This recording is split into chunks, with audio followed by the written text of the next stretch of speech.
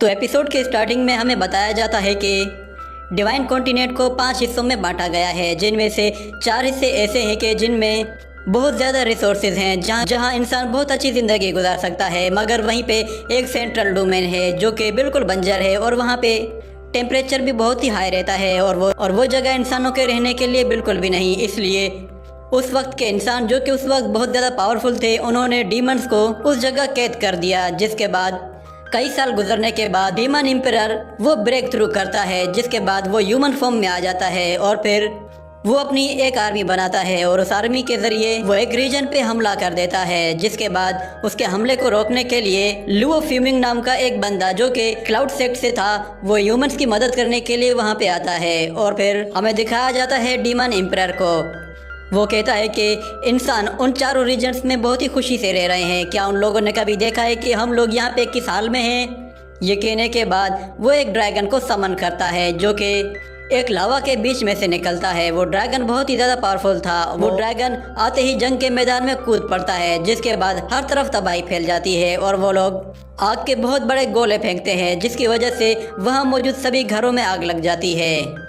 और फिर Luo fuming वो अपनी आर्मी लेके उनके सामने आ जाता है और दोनों के बीच में जंग शुरू हो जाती है। तो लुओ फ्यूमिंग जब उस ड्रैगन को देखता है तो तेज़ी से उसकी तरफ आगे बढ़ता है, मगर उसके अटैक से ड्रैगन को कोई भी फर्क नहीं पड़ता। ड्रैगन अपनी टेल से उस पर अटैक करके उसे पीछे हटा देता है। ये देखने के बाद वहाँ पे क्लाउड माउंटेन की लीडर खुद आ जाती है। वो बहुत ही ज़्यादा पावरफुल थी। वो वहाँ पे आती है तो हर जगह बर्फ जम जाती है। तो वो वहाँ पे आकर कहती है कि इस रीजन में डीमंस की कोई भी जगह नहीं है। ये कहने के बाद वो अपने रेलिक को ज़मीन पे मारती है, जिसकी वजह से वो पूरा का पूरा ड्रैगन बर्फ में बदल जाता है और फिर उसके छोटे छोटे टुकड़े हो जाते हैं।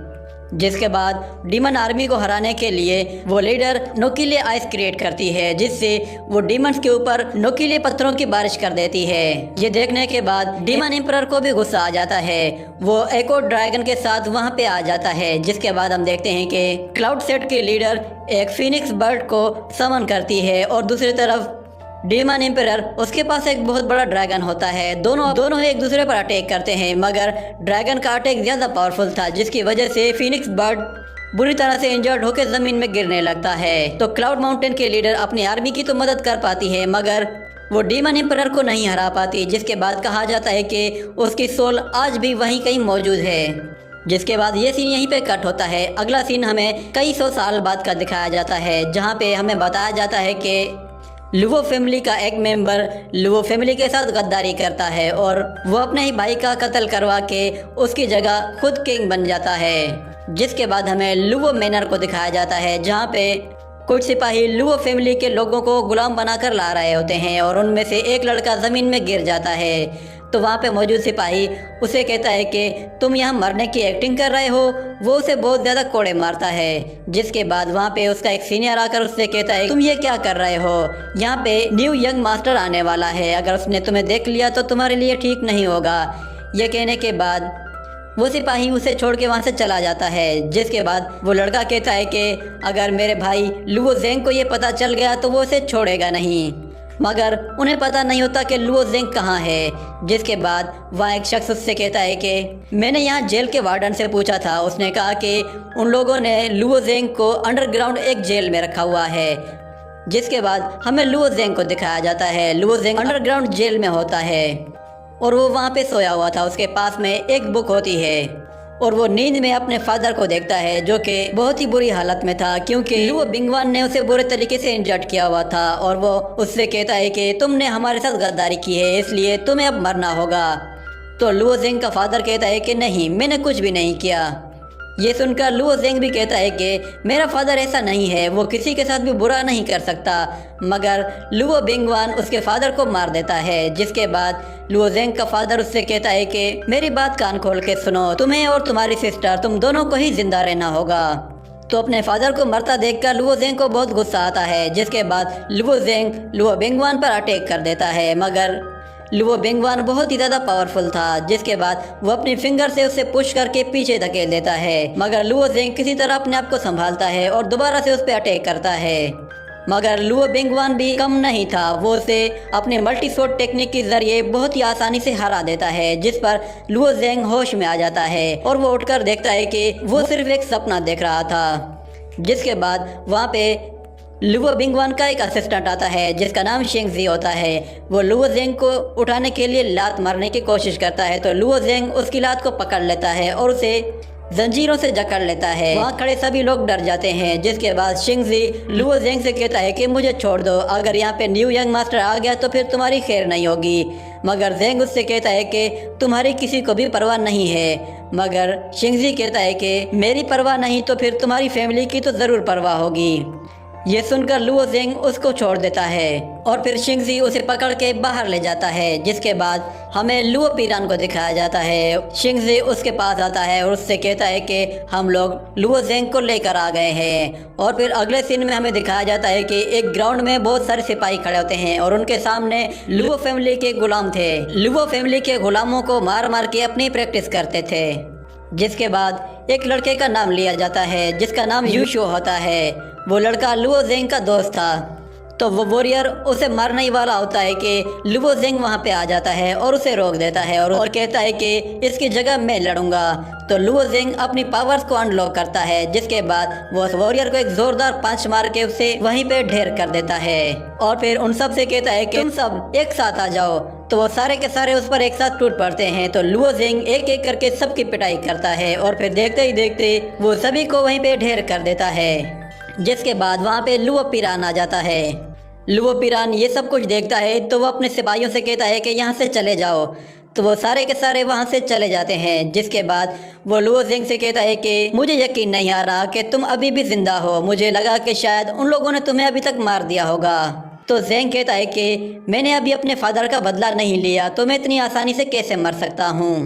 तो लुओ पीरान कहता है कि बहुत ही शर्म की बात है, मैंने तुम्हें हमेशा यूं ही मायूस देखा है, तुम्हारे पास आज भी कुछ भी नहीं है। ये कहने के बाद वो अपने हाथों से एनर्जी जनरेट करता है और तेज़ी से उसकी तरफ आगे बढ़ता है और उसके पीछे जाके उसको एक ज़ोरदार पंच मारता है जिससे लुओ जेंग दूर जा गिरता है।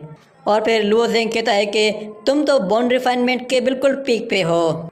तो लुओ पीरान कहता है कि तुम्हें पहले ही अंदाज़ा लगा लेना चाहिए था, क्योंकि लुओ फैमिली के पास सिर्फ 2 ही पिल हैं जिन्हें एलेक्सियर कहते हैं। उन एलेक्सियर की मदद से हम अपनी कल्टीवेशन लेवल को और भी बढ़ा सकते हैं। ये सुनकर लुओ जेंग कहता है कि तुमने उस एलेक्सियर का इस्तेमाल करके लुओ फैमिली के रूल्स को तोड़ा है। मगर लुओ पीरान कहता है कि बहुत ही शर्म की बात है, ये रूल्स तुम्हारे फादर ने बनाए थे और अब वो मर चुका है। ये सुनकर लुओ जेंग को गुस्सा आता है मगर वो कुछ नहीं कर पाता। जिसके बाद लुओ पीरान उससे कहता है कि ज़रा तुम अपनी हालत तो देखो, शायद एक कुत्ते की हालत भी तुमसे बेहतर होगी। और तुम्हारी बेचारी बहन वो तो तुम्हारे इंतज़ार में थी कि शायद तुम उसे बचाने के लिए आओगे, मगर मैंने उसे क्लियर स्काई सेक्ट को दे दिया है, वो लोग उसे वहाँ ले गए हैं। अगर मेरा वहाँ कभी जाना हुआ तो मैं तुम्हारे बिहाफ पे तुम्हारी सिस्टर से ज़रूर मिलने जाऊँगा। ये कहकर वो वहाँ से चला जाता है और लुओ जेंग वो वहीं पे पड़ा रहता है और कुछ भी नहीं कर पाता। और इसी के साथ ये एपिसोड यहीं पे ख़त्म हो जाता है।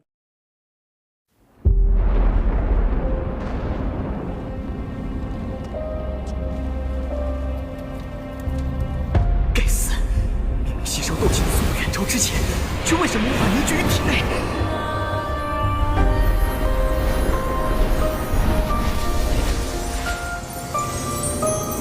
小娃娃，看来你需要帮助啊！你到底是谁？你一直藏在我的戒指里。我名为……不是，既然这种功法，你为什么一直都不传给我？药老，吸你3年斗之气，老夫也是迫不得已。老家伙，你可知道你吸收我的斗之气给我带来了多少屈辱吗？小娃娃，你想变强，想受到别人的尊崇吗？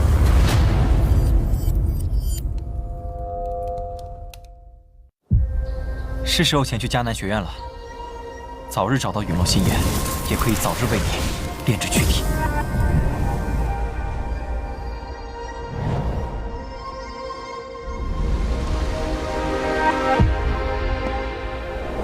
我知道萧炎哥哥一定会来的。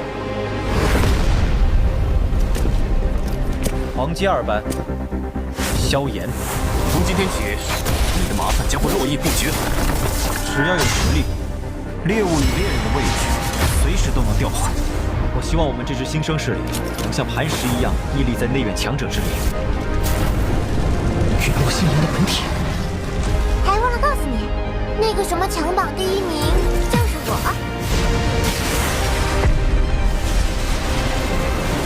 就让本王送你上路吧。挑战你，只是萧炎哥哥说想看见我耀眼的一面。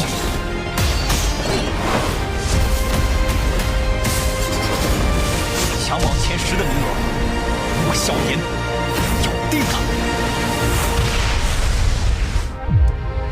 萧炎少爷，小姐该回家了。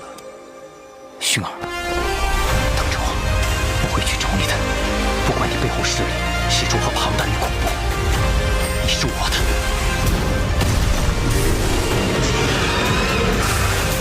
守住！千万不能让火蟒突破，否则整个迦南学院将毁于一旦。大长老，那就别怪韩某出手硬抢了。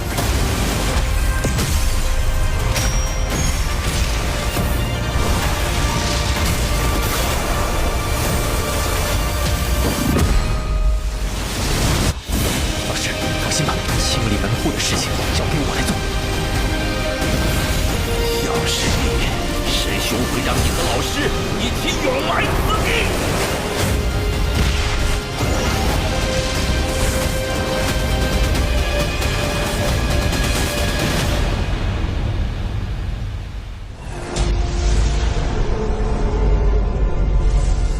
想不到，猎人成了猎物，却是没能杀了那韩放。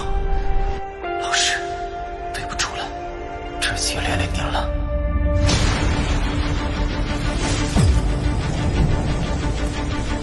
离开吧，弱者没有资格拥有的。是这样的话，就乖乖交出火能，否则一会儿你们就只能爬着进内院了。该死的，这到底是什么鬼东西？既然这样，那留你还有何用？若是当年不与那人硬然定什么3年之约，恐怕也不会连累的家族。现人失散，兄儿，你要走？一旦被他们锁定了位置，我们俩都会性命堪忧。所有的隐忍，只为了这一天，我已经等待了太久。今天若是你能够安然无恙地走下擂台，萧炎从此不再踏进迦南学院半步。他迟早会发现的。既然如此，就给他一个惊喜吧。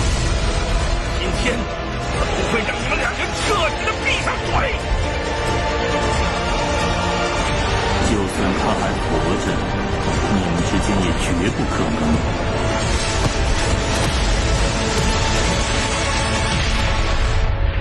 加玛帝国云岚宗，我萧炎回来了。